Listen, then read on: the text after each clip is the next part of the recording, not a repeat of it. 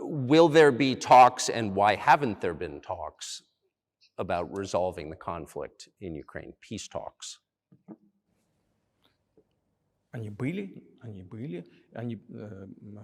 дошли до очень высокой стадии согласования позиций, сложно. They have been. They reached a very high stage of coordination of positions in a complex process, but still they were almost finalized. But after we withdrew our troops from Kiev, as I have already said, the other side threw away all these agreements and obeyed the instructions of Western countries, European countries, and the United States to fight Russia to the bitter end. Moreover, the President of Ukraine has legislated a ban on negotiating with Russia. He signed a decree forbidding everyone to negotiate with Russia. But how are we going to negotiate if he forbade himself and everyone to do this?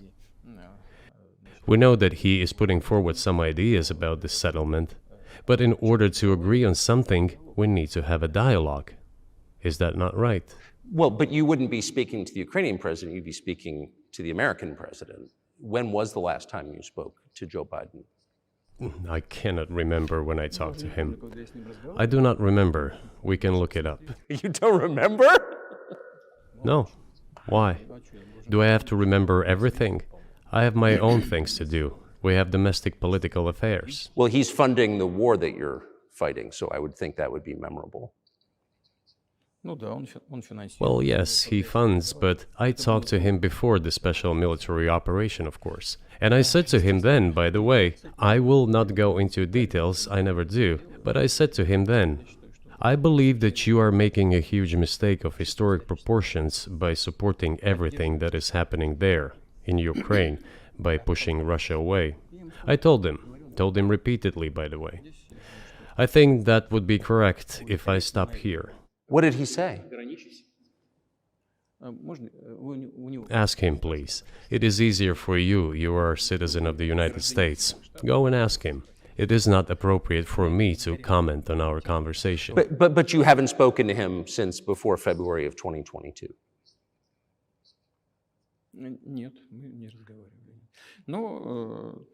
No, we haven't spoken. Certain contacts are being maintained, though. Speaking of which, do you remember what I told you about my proposal to work together on a missile defense system? Yes. You can ask all of them. All of them are safe and sound, thank God. The former president, Condoleezza, is safe and sound, and I think Mr. Gates and the current director of the intelligence agency, Mr. Burns, the then ambassador to Russia, in my opinion, are very successful ambassador. They were all witnesses to these conversations. Ask them. Same here. If you are interested in what Mr. President Biden responded to me, ask him. At any rate, I talked to him about it. I'm definitely interested, but from the outside, it seems like this could devolve or evolve into something that brings the entire world into conflict and could initiate a nuclear launch. And so why don't you just call Biden and say, let's work this out?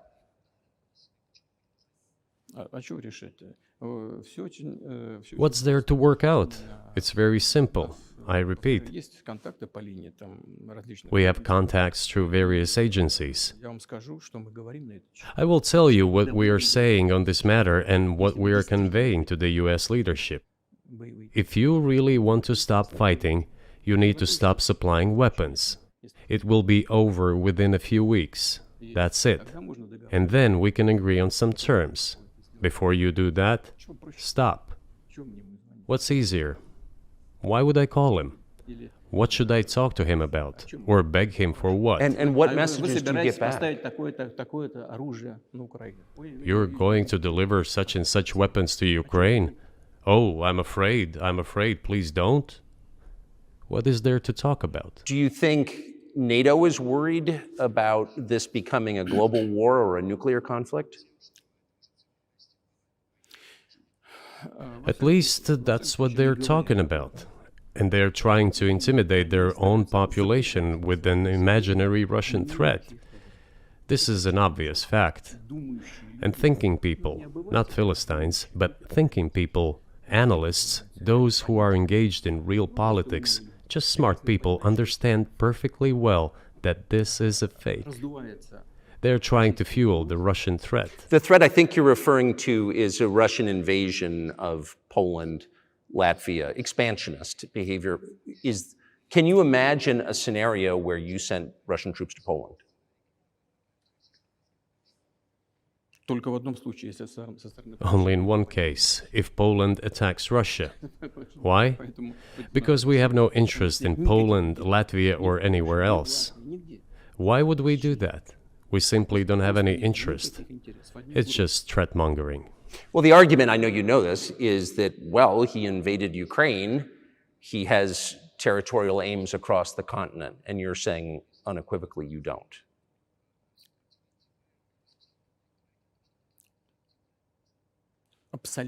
Это абсолютно исключено. It is absolutely out of the question.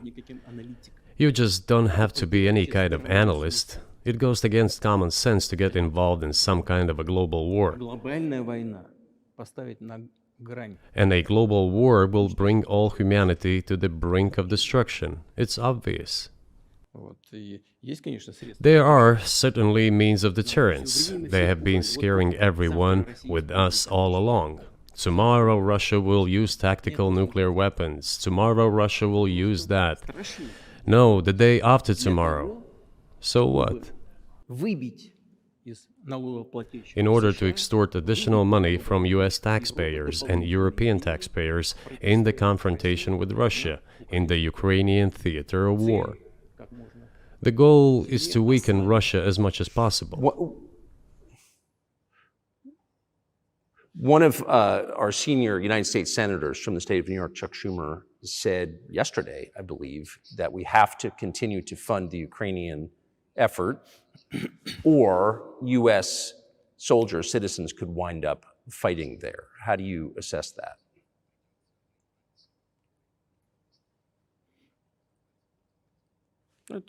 Это провокация. This is a provocation, and a cheap provocation at that.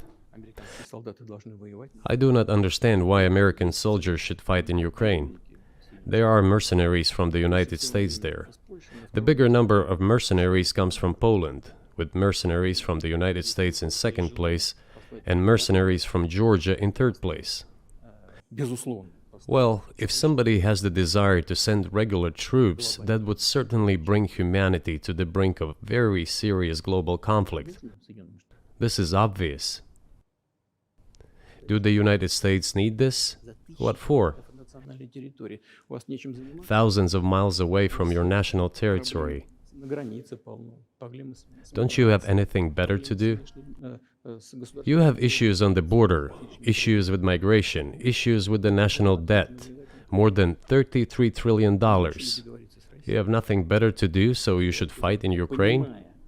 Понимая ситуацию, которая складывается. Wouldn't it be better to negotiate with Russia? Make an agreement, already understanding the situation that is developing today, realizing that Russia will fight for its interests to the end? К здравому смыслу. And realizing this, actually return to common sense, start respecting our country and its interests, and look for certain solutions. Мне кажется, что это гораздо умнее. It seems to me that this is much smarter and more rational. Who blew up Nord Stream? You for sure. I was busy that day. Nate, do you have I did not blow up То есть Nord у вас- Stream. у Thank вас- you, though. У вас лично, может быть, есть алиби. У вас лично. You personally may have an alibi, but the CIA has no such alibi. Do you have evidence that NATO or the CIA did it?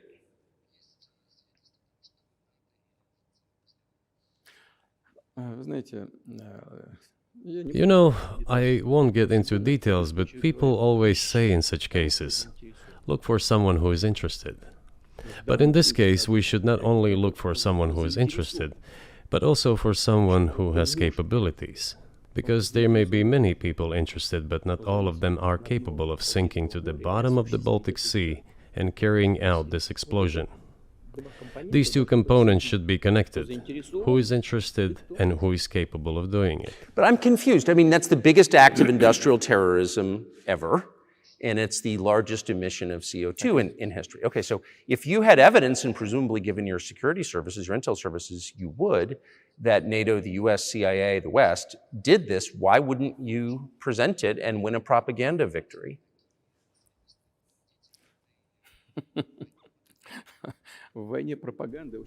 In the war of propaganda, it is very difficult to defeat the United States, because the United States controls all the world's media and many European media. The ultimate beneficiary of the biggest European media are American financial institutions. Don't you know that?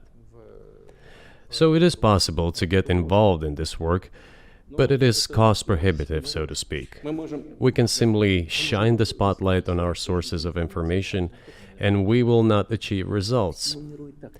It is clear to the whole world what happened, and even American analysts talk about it directly. It's true. Yes, but here's a question you may be able to answer. You worked in Germany, famously. The Germans clearly know that their NATO partner did this, and it damaged their economy greatly. It may never recover. Why are they being silent about it? That's very confusing to me. Why wouldn't the Germans say something about it? This also confuses me. But today's German leadership is guided by the interests of the collective West rather than its national interests. Otherwise, it is difficult to explain the logic of their action or inaction. After all, it is not only about Nord Stream 1, which was blown up, and the Nord Stream 2 was damaged, but one pipe is safe and sound and gas can be supplied to Europe through it. But Germany does not open it. We are ready, please. There's another route through Poland, called Yamal Europe, which also allows for large flow. Poland has closed it, but Poland packs from the German hand. It receives money from the pan-European funds, and Germany is the main donor to these pan-European funds. Germany feeds Poland to a certain extent, and they close their route to Germany. Why? I don't understand. Ukraine, to which the Germans supply weapons and give money. Germany is the second sponsor of the United States in terms of financial aid to Ukraine. There are two gas routes through Ukraine. They simply closed one route, the Ukrainians. Open the second route and please get gas from Russia. They do not open it. Why don't the Germans say, look guys, we give you money and weapons, open up the valve, please, let the gas from Russia pass through for us. We're buying liquefied gas at exorbitant prices in Europe, which brings the level of our competitiveness and economy in general down to zero. Do you want us to give you money? Let us have the decent existence. Make money for our economy, because this is where the money we give you comes from. They refuse to do so. Why? Ask them. That is what is like in their heads.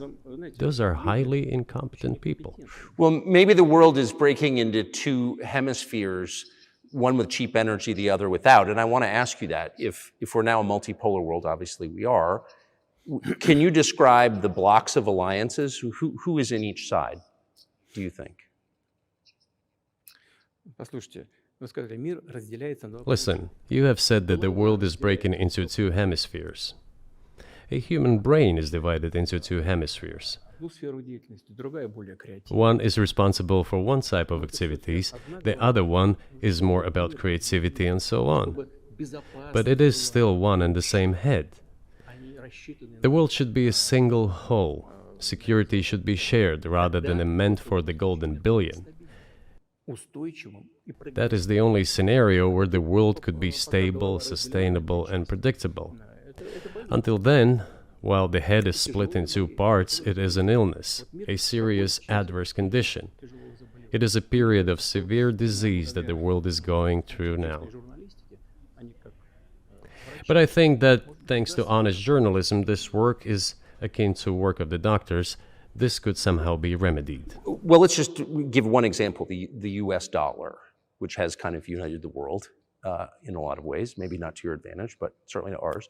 Is that going away as the reserve currency, the universally accepted currency? How have sanctions, do you think, changed the dollar's place in the world?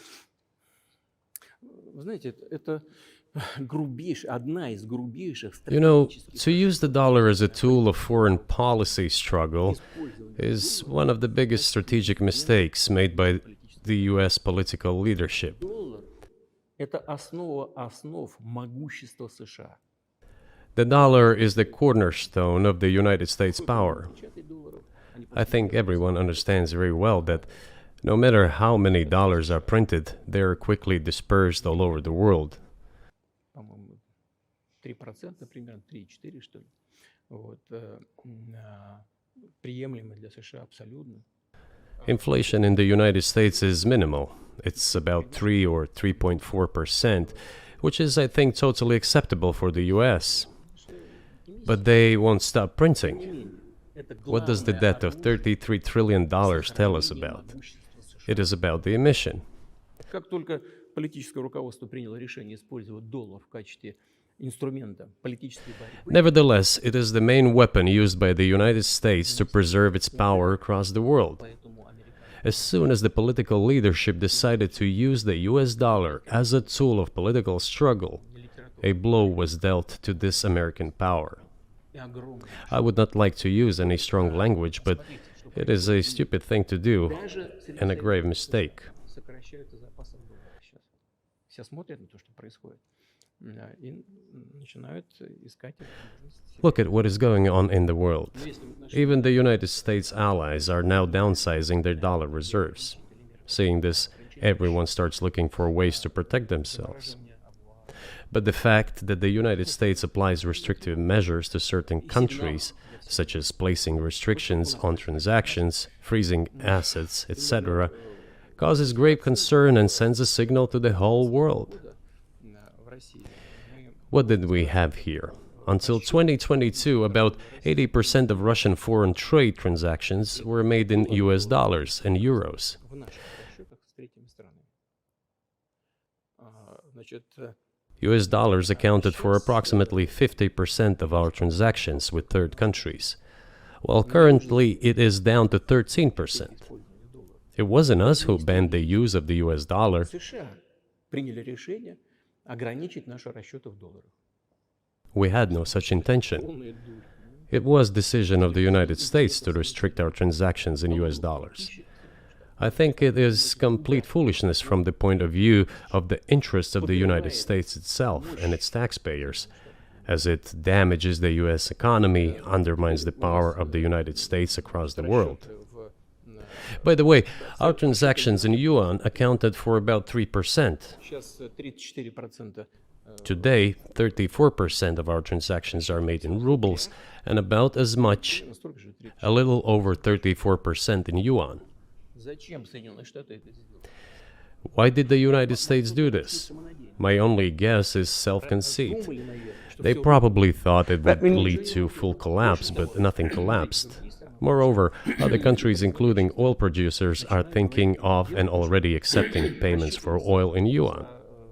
Do you even realize what is going on or not? Ну, вы понимаете, что это такое происходит? Does anyone in the United States realize this? Понимаете это в тех же Соединенных Штатах? What are you doing? You are cutting yourself Сами off. себе All обрезаете experts say this. то, что всегда... Ask any intelligent and thinking person in the United States what the dollar means for the US. Что такое доллар? You're killing it with your own hands. Убиваете. I think that's I think that's a fair assessment. The question is what comes next, and maybe you trade one colonial power for another, much less sentimental and forgiving colonial power. I mean, is the BRICS, for example, in danger of being completely dominated by the Chinese economy in a way that's not good for their sovereignty? Do you worry about that? Эти страшилки нам... Well, we have heard those boogeyman stories before. It is a boogeyman story. We're neighbors with China. You cannot choose neighbors just as you cannot choose close relatives. We share a border of 1,000 kilometers with them. This is number one. Second, we have a centuries-long history of coexistence. We're used to it. Third, China's foreign policy philosophy is not aggressive. Its idea is to always look for compromise, and we can see that. The next point is as follows. We are always told the same boogeyman story, and here it goes again, through an euphemistic form, but it is still the same boogeyman story. The cooperation with China keeps increasing. The pace at which China's cooperation with Europe is growing is higher and greater than that of the growth of Chinese-Russian cooperation. Ask Europeans, aren't they afraid? They might be, I don't know. But they are still trying to access China's market at all costs, especially now that they are facing economic problems. Chinese businesses are also exploring the European market. Do Chinese businesses have small presence in the United States? Yes, the political decisions are such that they are trying to limit their cooperation with China. It is to your own detriment, Mr. Tucker, that you are limiting cooperation with China. You are hurting yourself. It is a delicate matter, and there are no silver bullet solutions, just as it is with the dollar. So, before introducing any illegitimate sanctions, illegitimate in terms of the Charter of the United Nations, one should think very carefully. For decision makers, this appears to be a problem. So you said a moment ago that the world would be a lot better if it weren't broken into competing alliances, if there was cooperation globally. One of the reasons you don't have that is because the current American administration is dead set against you. Do you think if there were a new administration after Joe Biden that you would be able to reestablish communication with the US government? Or does it not matter who the president is?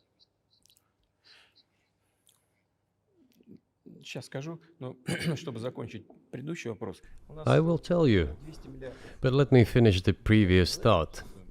We, together with my colleague and friend, President Xi Jinping, set a goal to reach $200 billion of mutual trade with China this year. We have exceeded this level. According to our figures, our bilateral trade with China totals already $230 billion, and the Chinese statistics says it is $240 billion. One more important thing. Our trade is well balanced, mutually complementary in high-tech, energy, scientific research and development. It is very balanced. As for BRICS, where Russia took over the presidency this year, the BRICS countries are, by and large, developing very rapidly. Look, if memory serves me right, back in 1992, the share of the G7 countries in the world economy amounted to 47%, whereas in 2022 it was down to, I think, a little over 30%. The BRICS countries accounted for only 16% in 1992, but now their share is greater than that of the G7. It has nothing to do with the events in Ukraine. This is due to the trends of global development and world economy, as I mentioned just now. And this is inevitable. This will keep happening. It is like the rise of the sun. You cannot prevent the sun from rising. You have to adapt to it. How do the United States adapt? With the help of force, sanctions, pressure, bombings, and use of armed forces. This is about self-conceit. Your political establishment does not understand that the world is changing under objective circumstances. And in order to preserve your level, even if someone aspires, to the level of dominance, you have to make the right decisions in a competent and timely manner. Such brutal actions, including with regard to Russia and, say, other countries, are counterproductive. This is an obvious fact. It has already become evident. You just asked me if another leader comes and changes something. It is not about the leader. It is not about the personality of a particular person. I had a very good relationship with, say, Bush. I know that in the United States, he was portrayed as some kind of a country boy who does not understand much. I assure you that this is not the case. I think he made a lot of mistakes with regard to Russia, too. I told you about 2008 and the decision in Bucharest to open the NATO's doors for Ukraine and so on. That happened during his presidency. He actually exercised pressure on the Europeans.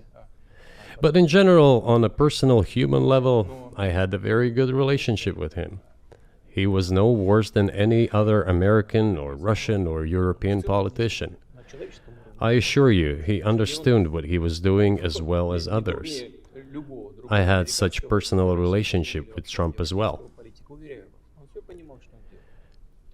It is not about the personality of the leader, it is about the elite's mindset. If the idea of domination at any cost, based also on forceful actions, dominates the American society, nothing will change.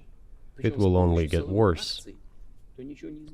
But if, in the end, one comes to the awareness that the world has been changing due to the objective circumstances, and that one should be able to adapt to them in time, using the advantages that the US still has today, then perhaps something may change. Look, China's economy has become the first economy in the world in purchasing power parity. In terms of volume, it overtook the US a long time ago. The USA comes second, then India, 1.5 billion people, and then Japan, with Russia in the 5th place. Russia was the first economy in Europe last year, despite all the sanctions and restrictions. Is it normal from your point of view? Sanctions, restrictions, impossibility of payments in dollars, being cut off from SWIFT services, sanctions against our ships carrying oil, sanctions against airplanes, sanctions in everything, everywhere. The largest number of sanctions in the world which are applied against Russia. And we have become Europe's first economy during this time. The tools that US uses don't work. Well, one has to think about what to do. If this realization comes to the ruling elites, then yes, then the first person of the state will act in anticipation of what the voters and the people who make decisions at various levels expect from this person. Then maybe something will change. But you're describing two different systems. You say that the leader acts in the interest of the voters, but you also say these decisions are not made by the leader, they're made by the ruling classes. You've run this country for so long, you've known all these American presidents. What are those power centers in the United States, do you think? Like, who actually makes the decisions?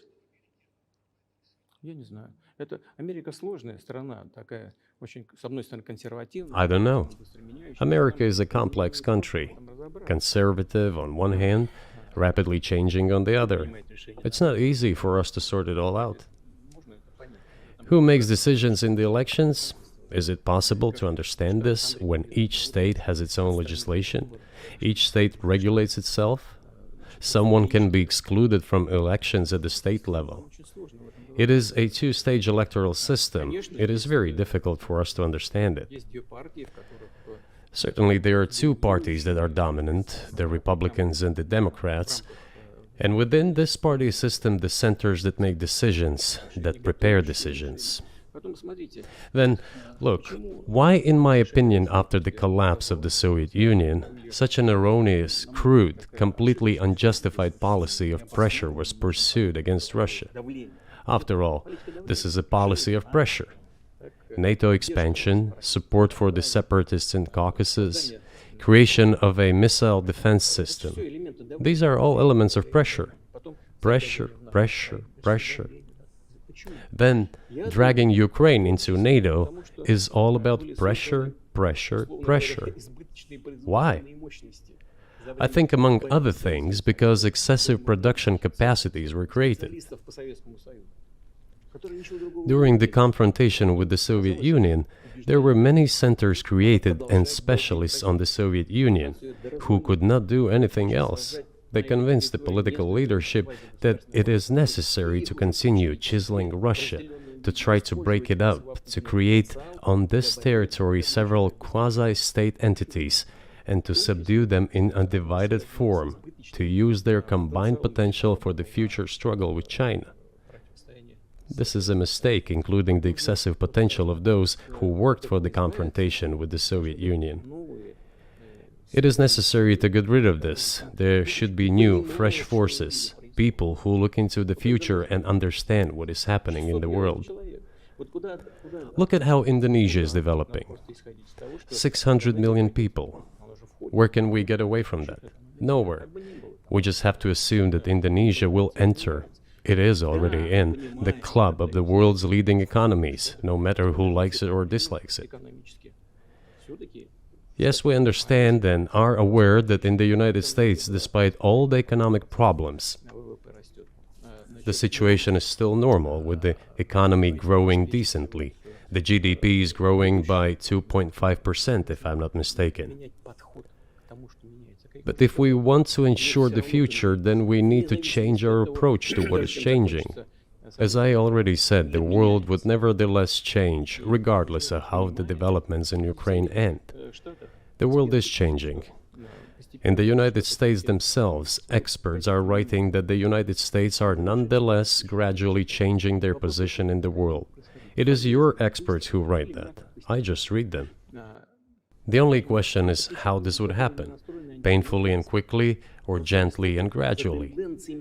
And this is written by people who are not anti-American. They simply follow global development trends. That's it. And in order to assess them and change policies, we need people who think, look forward, can analyze and recommend certain decisions at the level of political leaders. I just have to ask, you've said clearly that NATO expansion eastward is a violation of the promise you all made in 1990. It's a threat to your country. Right before you sent troops into Ukraine, the Vice President of the United States went to the Munich Security Conference and encouraged the President of Ukraine to join NATO. Do you think that was an effort to provoke you into military action? Мы просто, я еще раз повторяю, мы многократно предлагали... I repeat once again, we have repeatedly proposed to seek a solution to the problems that arose in Ukraine after 2014 coup d'etat through peaceful means. But no one listened to us. And moreover, the Ukrainian leaders who were under the complete US control suddenly declared that they would not comply with the Minsk agreements. They disliked everything there and continued military activity in that territory. Шло освоение этой территории натовскими военными структурами. And in parallel, that territory was being exploited by NATO military structures under the guise of various personnel training and retraining centers. They essentially began to create bases there. That's all.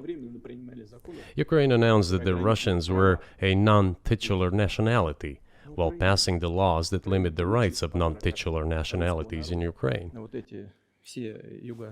Ukraine, having received all these southeastern territories as a gift from the Russian people, suddenly announced that the Russians were a non-titular nationality in that territory. Is that normal? All this put together led to the decision to end the war that neo-Nazis started in Ukraine in 2014. Do you think Zelensky has the freedom to negotiate a settlement to this conflict?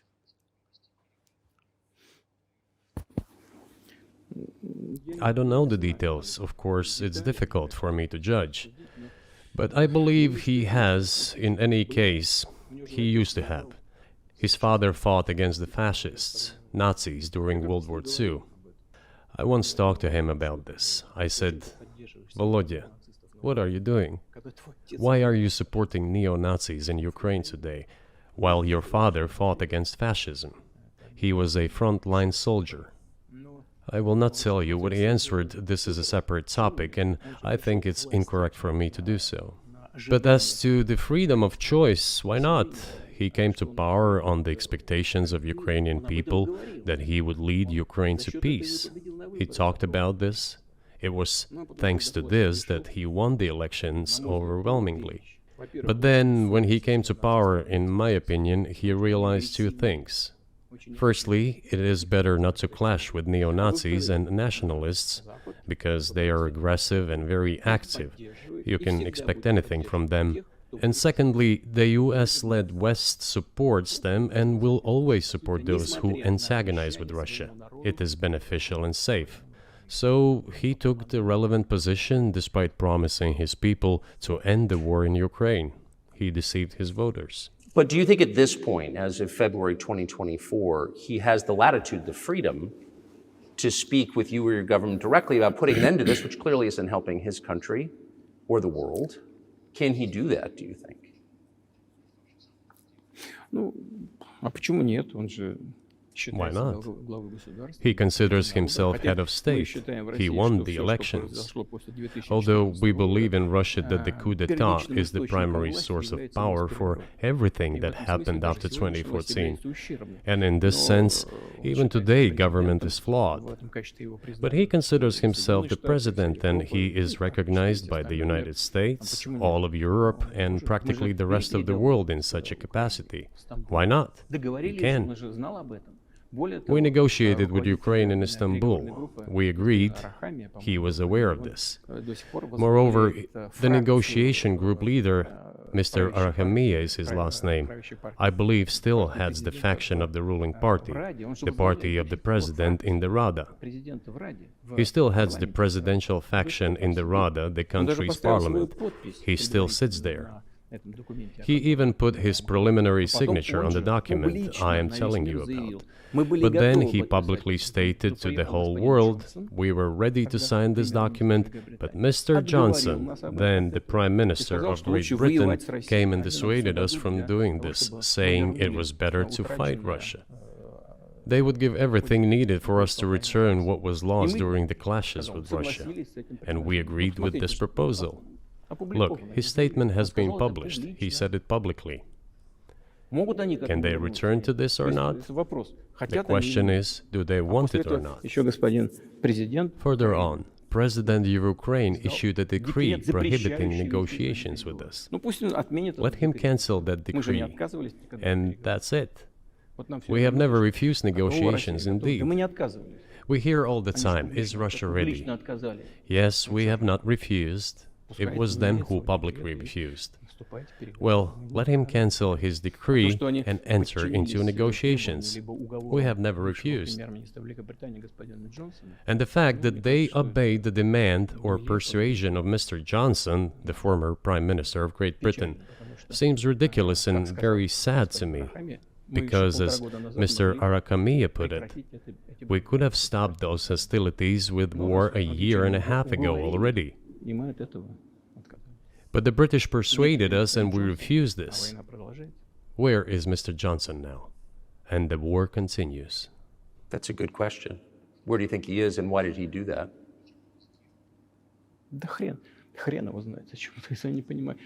Hell knows. I don't understand it myself. There was a general starting point. For some reason, everyone had the illusion that Russia could be defeated on the battlefield. Because of arrogance, because of a pure heart, but not because of a great mind.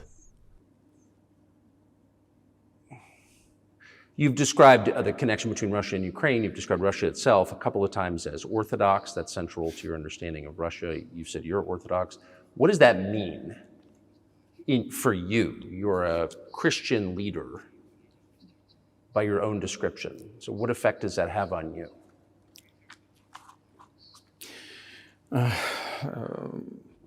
You know, as I already mentioned, in 988, Prince Vladimir himself was baptized following the example of his grandmother, Princess Olga. And then he baptized his squad. And then, gradually, over the course of several years, he baptized all the Rus. It was a lengthy process, from pagans to Christians. It took many years. But in the end, this orthodoxy, Eastern Christianity, deeply rooted itself in the consciousness of the Russian people. When Russia expanded and absorbed other nations who profess Islam, Buddhism, and Judaism, Russia has always been very loyal to those people who profess other religions. This is her strength. This is absolutely clear. And the fact is that the main postulates, main values are very similar, not to say the same, in all world religions I've just mentioned, and which are the traditional religions of the Russian Federation, Russia. By the way, Russian authorities were always very careful about the culture and religion of those people who came into the Russian Empire. This, in my opinion, forms the basis of both security and stability of the Russian statehood. All the peoples inhabiting Russia basically consider it their motherhood. If, say, people move over to you or to Europe from Latin America, an even clearer and more understandable example, people come, but yet they have come to you or to European countries from their historical homeland. And people who profess different religions in Russia consider Russia their motherland. They have no other motherland. We are together. This is one big family. And our traditional values are very similar. I've just mentioned one big family, but everyone has his, her own family. And this is the basis of our society. And if we say that the motherland and the family are specifically connected with each other, it is indeed the case, since it is impossible to ensure a normal future for our children and our families unless we ensure a normal, sustainable future for the entire country, for the motherland. That is why patriotic sentiment is so strong in Russia. But can I say that the one way in which the religions are different is that Christianity is specifically a nonviolent religion. Jesus says, turn the other cheek, don't kill. How can a leader who has to kill, of any country, how can a leader be a Christian? How do you reconcile that to yourself?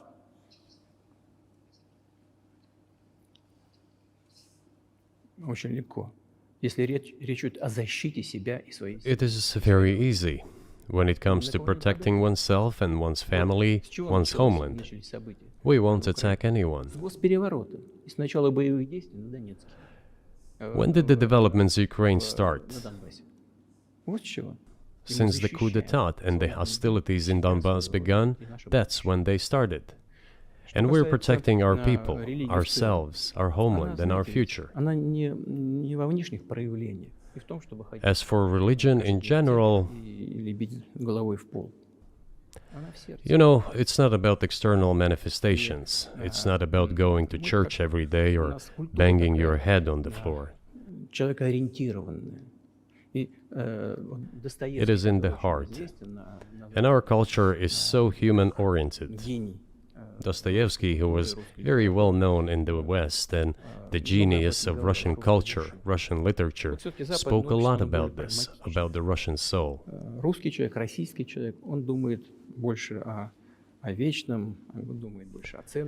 After all, Western society is more pragmatic. Russian people think more about the eternal, about moral values. I don't know, maybe you won't agree with me, but Western culture is more pragmatic after all.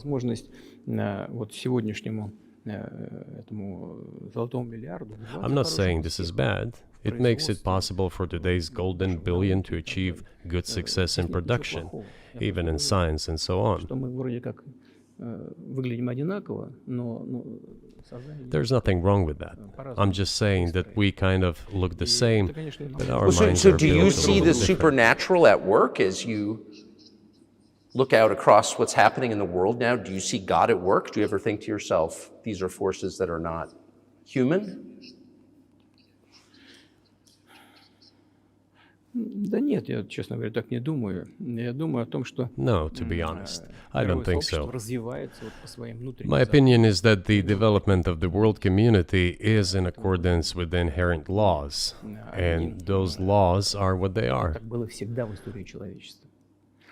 It's always been this way in the history of mankind. Занимались, Some размножались, nations and countries rose, became stronger and more numerous, and then left the international stage, losing the status they had accustomed to. Наверное, не нужно приводить эти примеры, но начиная There's probably no need for me to give examples, but we could start with the Genghis Khan and horde conquerors, the Golden Horde, and then end with the Roman Empire. человечество каждый It seems that there has never been anything like the Roman Empire in the history of mankind. потенциал варваров постепенно накапливался.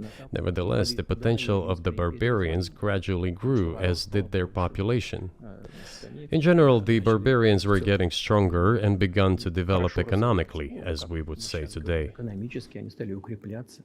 This eventually led to the collapse of the Roman Empire and the regime imposed by the Romans. 500 лет. Этот процесс However, формирования Великой it took Римской 5 centuries for the Roman Empire to fall apart. В сегодняшней ситуации The разница difference with what is happening now процессы изменений is that all the processes of change are happening at a much faster pace than in Roman times. So when does the AI empire start, do you think? у меня все в более You're сложные asking вопросы. increasingly more complicated questions. To answer them, you need to be an expert in big Для того, numbers, чтобы big ответить, data, надо быть, and конечно, AI. специалистом в Mankind is сфере currently чисел, facing many threats. в сфере вот Due to этого the genetic researches, it is now possible to человечество много create a угроз. superhuman, a specialized human being, генетики. a genetically engineered athlete, scientist, military man. There are reports that Elon Musk had already had a chip implanted in the human Сейчас brain in говорят, the что USA. США, Илон Маск внедрил уже чип в мозг какого-то человека. What do you think of that? Ну, Маска, я думаю, что Маска остановить Well, невозможно. I think there's no stopping Elon Musk. He will Но do надо as с he ним как-то sees fit. договариваться. Надо искать какие-то Nevertheless, способы you need to find some common ground with him, То есть search for варианты, ways to что persuade надо с him. ним как-то I договариваться. think he's a smart Процесс, person, I truly believe he is. нужно So you need to формулировать. reach an agreement with him because this process needs to be formalized and subjected to certain По поводу rules. того, что будет происходить с ним в связи с развитием вот этих новейших исследований и технологий в генетике. либо Humanity has to consider what is going to happen due to the newest development in genetics Поэтому or in AI.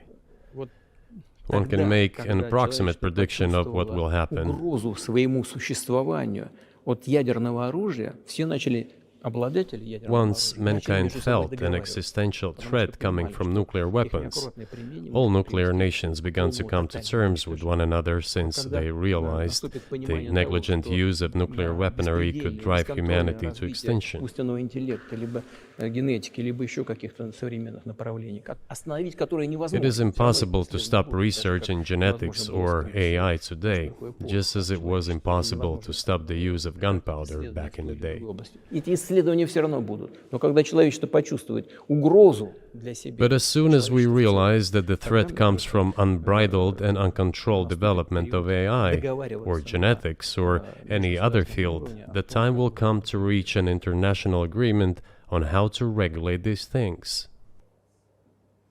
I appreciate all the time you've given us. I just got to ask you one last question, and that's about someone who's very famous in the United States, probably not here, Evan Gershkovich, who's the Wall Street Journal reporter. He's 32, and he's been in prison for almost a year.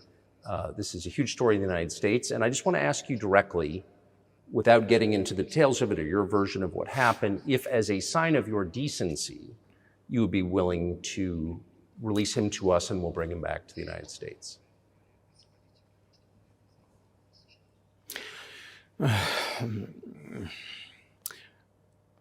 мы столько сделали жестов доброй воли, что, мне кажется, мы исчерпали все лимиты. We have done so many gestures of goodwill out of decency that I think we have run out of them. Ни разу не ответил. Но We have never seen anyone reciprocate to us in a similar manner. что мы However, in theory, we can say that we do not rule out that we can do не that исключаем того, что мы можем это if our сделать partners при take reciprocal steps. встречном движении со стороны наших When I talk about the partners, I first of all refer to special services. представителей специальных служб. Special services are in contact with one another. They are talking about the matter in question. На то, чтобы не решить это. There is no taboo to settle this Мы issue. готовы ее решать. We are willing to solve Там it. есть определенные условия, которые But there are certain terms being discussed via special services по channels. партнерским каналам между спецслужбами. I believe an agreement can be reached. Да. So typically, I mean, this stuff has happened for obviously centuries. One country catches another spy within its borders, it trades it for one of its own intel guys in another country. I think what makes, and it's not my business, but what makes this different is the guy's obviously not a spy, he's a kid. And maybe he was breaking your law in some way, but he's not a super spy, and everybody knows that. And he's being held hostage in exchange, which is true. With respect, it's true, and everyone knows it's true. So maybe he's in a different category. Maybe it's not fair to ask for, somebody else in exchange for letting him out. Maybe it degrades Russia to do that. Вы знаете, можно как угодно говорить, что такое шпион, что не шпион. You know, you can give different interpretations to what constitutes a spy, but there are certain things provided by law. If person gets secret information and does that in conspiratorial manner, then this is qualified as espionage. And that is exactly what he was doing. He was receiving classified, confidential information, and he did it covertly. Maybe he did that out of carelessness or his own initiative. Considering the sheer fact, this is qualified as espionage. The fact has been proven, as he was caught red-handed when he was receiving this information. If it had been some far-fetched excuse, some fabrication, something not proven, it would have been a different story then. But he was caught red-handed when he was secretly getting confidential information. What is it then? But are you suggesting that he was working for the US government or NATO, or he was just a reporter who was given material he wasn't supposed to have? Those seem like very different things. Я не знаю, на кого он работал.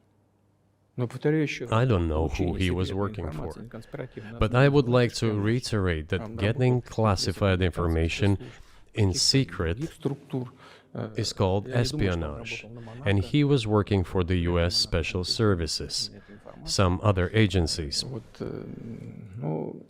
I don't think he was working for Monaco, as Monaco is hardly interested in getting that information.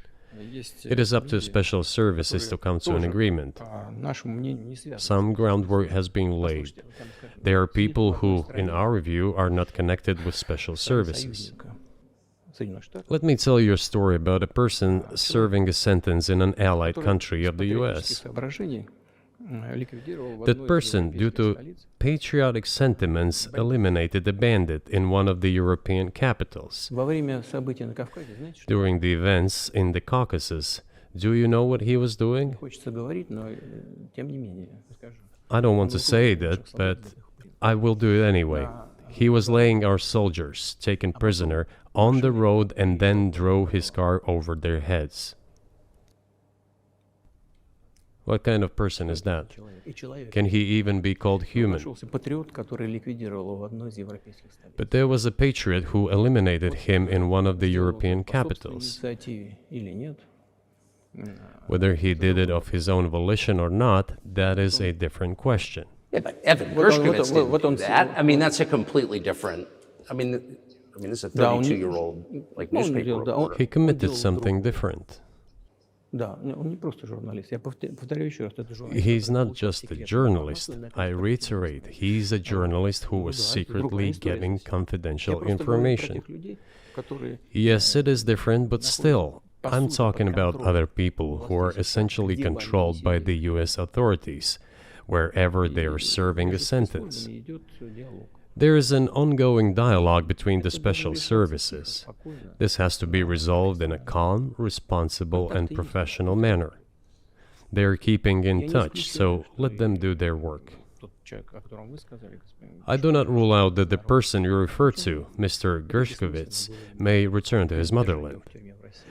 By the end of the day, it does not make any sense to keep him in prison in Russia. We want the US Special Services to think about how they can contribute to achieving the goals our special services are pursuing.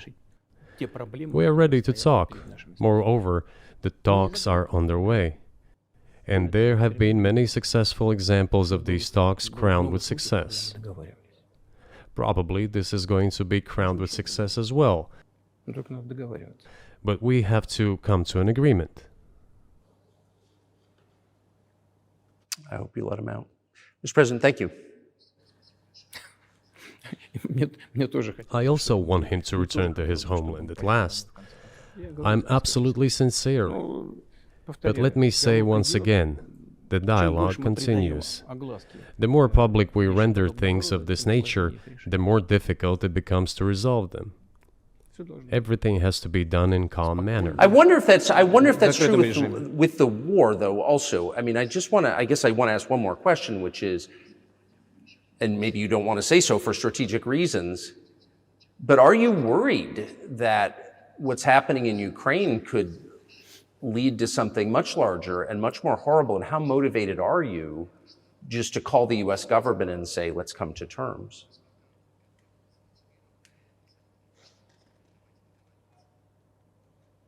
Так, послушайте, я же сказал. I already said that we did not refuse to talk. We are willing to negotiate. It is the Western side, and Ukraine is obviously a satellite state of the US. It is evident. I do not want you to take it as if I'm looking for a strong word or an insult, but we both understand what is happening. The financial support, 72 billion US dollars, was provided. Germany ranks second, then other European countries come. Dozens of billions of US dollars are going to Ukraine. There's a huge influx of weapons. In this case, you should tell the current Ukrainian leadership to stop and come to a negotiating table, rescind this absurd decree. We did not refuse. Sure, but you already said it. I didn't think you meant it as an insult because you already said correctly, it's been reported that Ukraine was prevented from negotiating a peace settlement by the former British Prime Minister acting on behalf of the Biden administration. So of course they're a satellite. Big countries control small countries. That's not new. And that's why I asked about dealing directly with the Biden administration, which is making these decisions, not President Zelensky of Ukraine. Но если администрация Зеленского на Украине отказалась от переговоров, я исхожу из Well, того, что if the Zelensky administration in Ukraine refused to negotiate, I assume they did it under the instruction from Washington. If Washington believes it to be the wrong decision, let it abandon it. Let it find a delicate excuse so that no one is insulted. Let it come up with a way out. Пусть они от него отказываются. It was not us who made this decision, it was them. So let them go back on it. That is Теперь мы it. должны искать выход из этого неправильного решения. However, they made the wrong decision, and now we have to look for a way out of the situation to correct their mistakes. Пусть и исправляют. They did it, so let them correct it themselves. We support this. So I just want to make sure I'm not misunderstanding what you're saying. I don't think that I am. I think you're saying you want a negotiated settlement to what's happening in Ukraine. Правильно. Но мы Right. уже добились этого.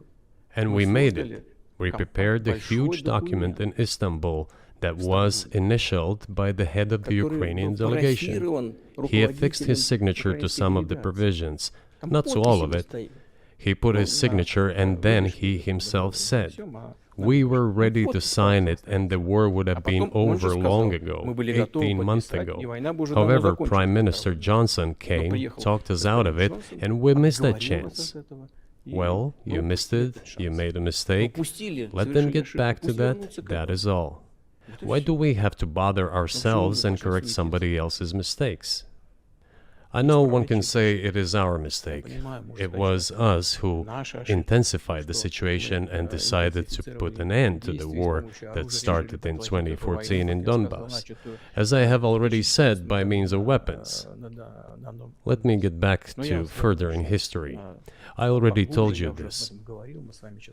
We were just discussing it. Let us go back to 1991, when we were promised that NATO would not expand, to 2008, when the doors to NATO opened to the declaration of state sovereignty of Ukraine, declaring Ukraine a neutral state. Let us go back to the fact that NATO and US military bases started to appear on the territory of Ukraine, creating threats to us. Let us go back to coup d'etat in Ukraine in 2014. It is pointless though, isn't it? We may go back and forth endlessly, but they stopped negotiations. Is it a mistake? Yes. Correct it. We are ready.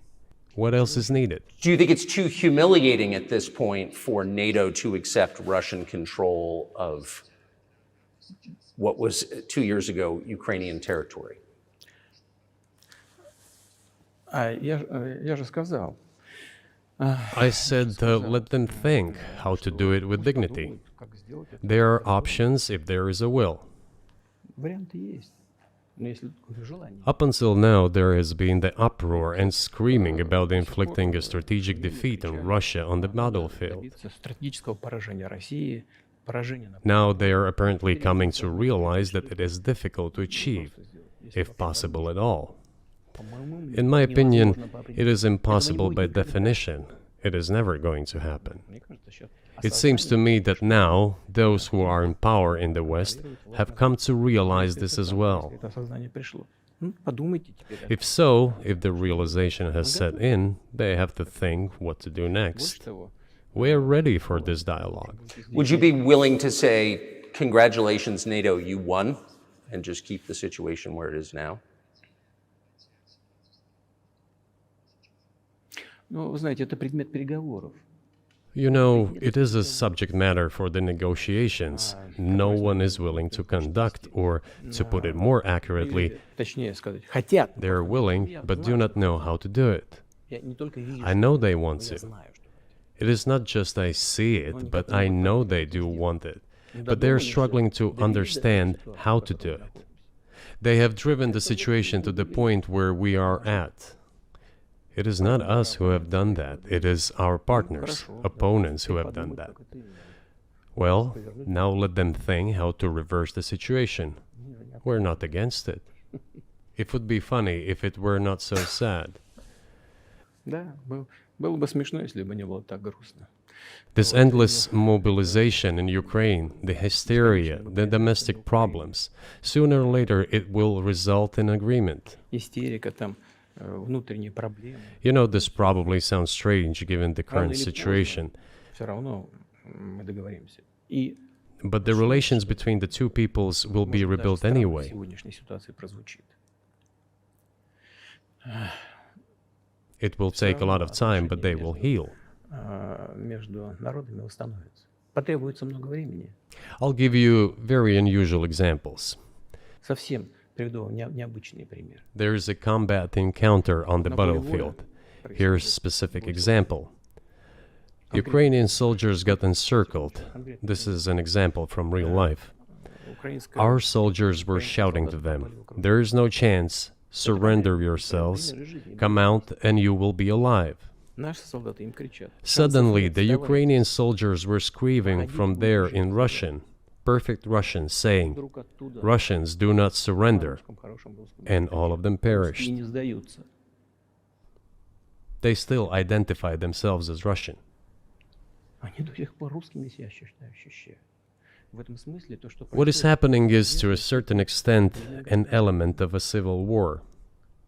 Everyone in the West thinks that the Russian people have been split by hostilities forever.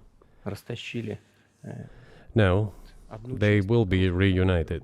Нет, The unity is still there. воссоединение произойдет.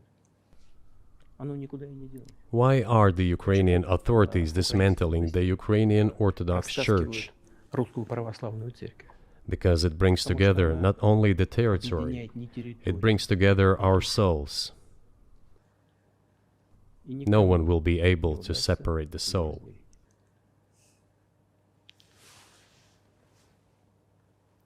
Shall we end here, or is there anything else? No, I think that's great. Спасибо. Thank you, Mr. President. Free speech is bigger than any one person or any one organization. Societies are defined by what they will not permit. What we're watching is the total inversion of virtue.